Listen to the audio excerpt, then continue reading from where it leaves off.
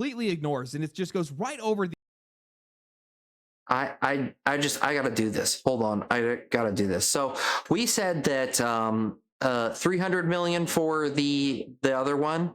So let's say you fail that 9 times. You're at 2.7 billion now losses.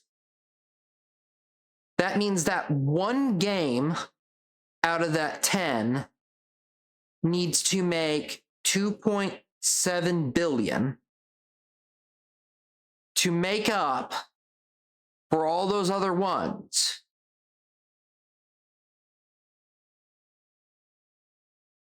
While if you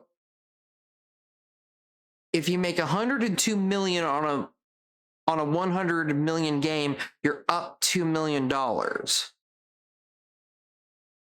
And there's no guarantee. Aside from Genshin Impact, can we think of any game that has made $2 billion live service game that made $2.7 billion? I don't even think Genshin Impact made that much. Has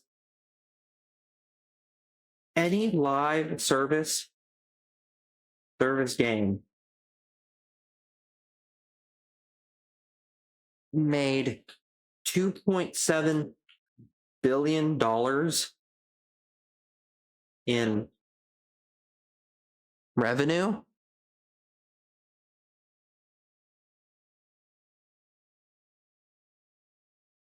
Yes, multiple live service game has surpassed $2.7 billion in lifetime revenue, with the top often being generated in a single year or within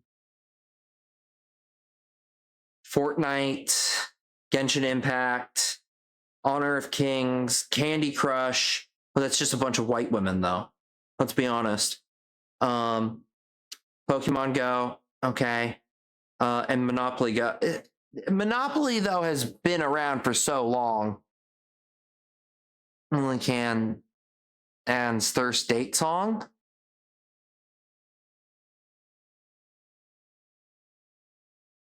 Well, babe, this isn't actually a watch party. I didn't actually plan to spend this much time on it, but I'm just exceeds $2 billion in revenue of multi-platforms. Yeah. See, yeah, I thought Genshin Impact would make that money. Fortnite, 9 billion. Yeah, but it was kind of niche at the time. That was the other thing. Yeah, see, Honor of Kings only did, and this is all approximate, we're using AI. I'm not letting you guys bully me into that. Honor of Kings, white women who just wanted to complete all the levels. Like that's the big thing there. Pokemon Go, like, that was just a huge phenomenon, and it was going to take off like that.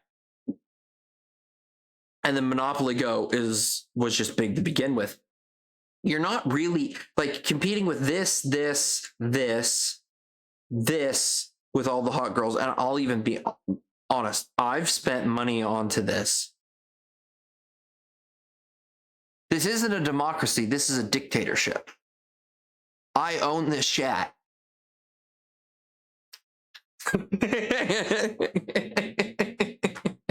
This is managed democracy. I am the queen of this realm. I am the queen of democracy. Funny enough, that is the name of my ship in Helldivers.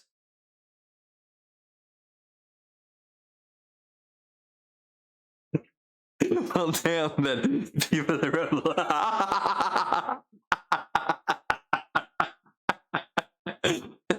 Hey, I didn't say let you guys eat cake.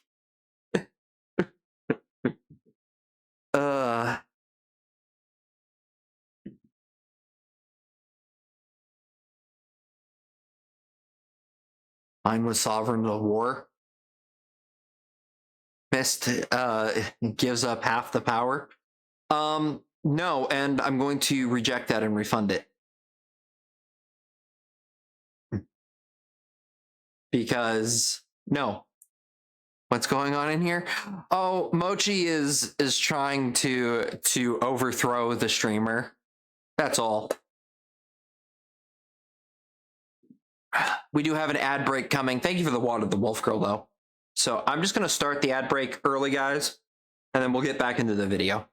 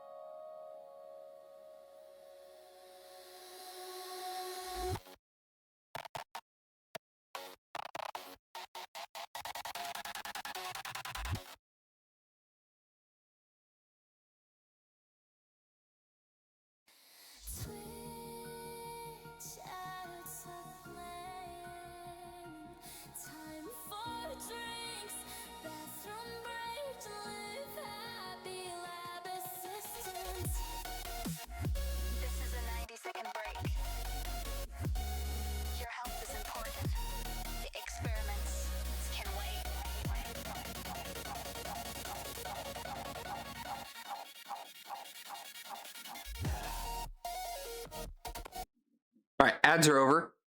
Okay, so let's get back into the video. But yeah, expecting to make a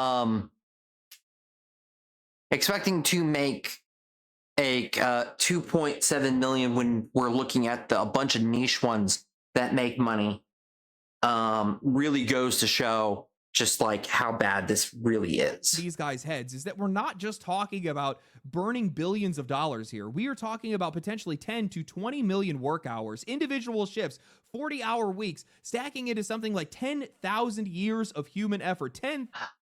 I didn't even consider that part of it as a developer of just like all the time. I was only considering the money. I mean, that's a lot of time being just wasted. 1,000 ideas and problem solving and stress and all kinds of different things, all spent chasing something that these teams aren't even built for, instead of doing what they understand, making single player games. This guy wants to talk about rationality and sustainability, but the only reason that single player games look unsustainable today is because of publishers like Sony that helped make it that way. Guys like him that made it that way. This is all just circle jerking executives that are trying to gaslight and dodge out on accountability. Through rapid overinvestment and constant expansion, almost every single major AAA company blew their studios and their budgets way past what made sense. They had to keep impressing their shareholders. They had to show not only could they grow their revenue, but they could also grow their studios and their ambitions. And in that process, they warped the cost of making single player games to something that is completely out of proportion. Now, I'm going to give you guys an example. I'm going to use the same example that this guy tried to use, except for I'm going to talk about Spider-Man 1, because Spider-Man 1 in 2018 was estimated around $100 million to develop, with another $150 million in marketing. Spider-Man 2, only 5 years later, a game that reuses a ton of assets from the first game, the same city, a lot of the same characters, a lot of the same core tech, reportedly cost about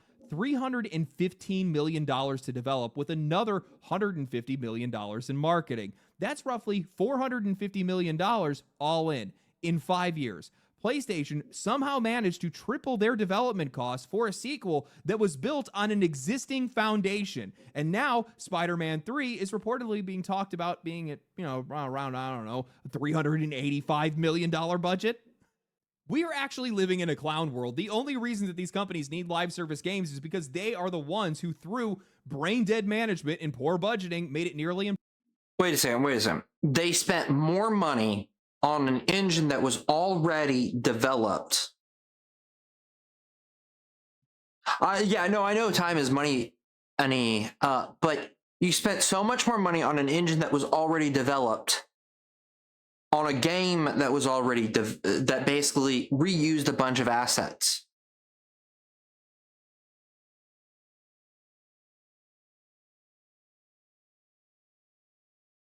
So is there fraud in Sony? Like, is that what's going on here? Because that's what that sounds like. It sounds like basically what happened is that people just started shoveling money into things like committees or some other kind of governmental nonsense that like we're seeing right now all over the world, you know, where it's just like they're throwing away a money for all of this stuff. Impossible to profit off of their own single player games. If you keep raising the floor, eventually you're going to get crushed by the ceiling. Now, as further proof of how moronic the management is at a lot of these companies, we now have rumors from everybody's favorite video game insider, Jason Schreier, saying that it's not speculation. Sony doesn't plan to release the Wolverine game on PC, that PC ports haven't made much money, and that they're going to scale back on multi-platform releases.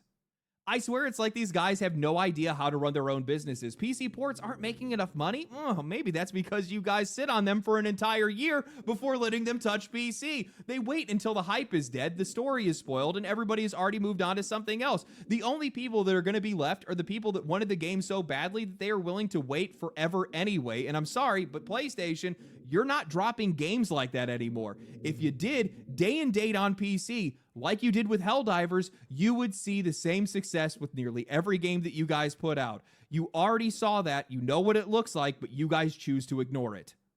Now, I've already seen some analysts try to jump in and say that single-player numbers are down, live service is the only answer, and I'm not going to deny that there's data that's showing that single-player games have gradually shrinking player bases. Spider-Man 2 is the perfect example of that. It's also how that game ended up even worse than it was because it sold about half of what Spider-Man 1 did, and they spent triple the budget to make it. But this has way more to do with the quality of modern single-player. My problem also, though, with Spider-Man 1 is it was a different story, but it was Spider-Man 1 and 2 on the GameCube and PlayStation with better graphics. And it was like, okay, people are like, oh, this is so unique. It's so good. All the swinging is good. And I'm like, this feels exactly the same as my GameCube version of it. Matter of fact, I pulled out my GameCube version and played my GameCube version. And I went, yeah, no, the GameCube version actually feels better for me. Why did I spend $60 on this game?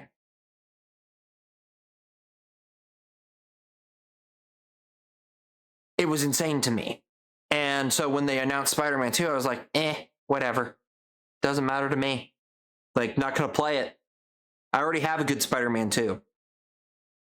Game circling the drain that it does some inherent single player bad live service good rule that these guys are trying to bake into the market. I mean, 90% of these games are just cinematic movies masquerading as video games with almost no mechanical depth or actual fun. But even then, why are these guys trying to compete with live service games at all? Why are you trying to compare a 20 to 40 hour contained experience to something that is literally designed to be a lifestyle?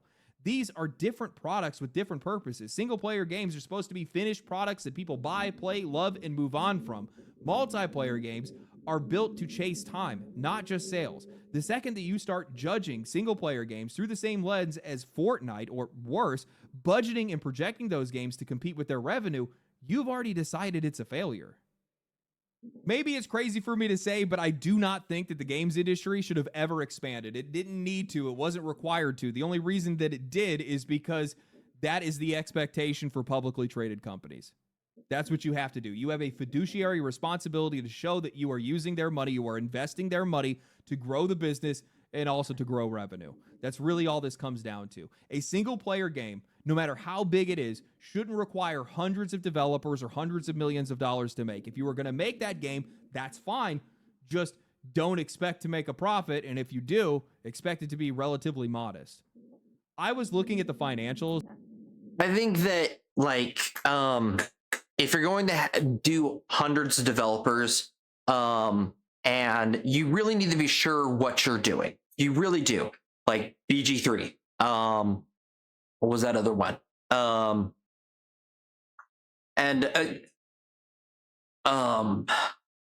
Red Dead Redemption 2.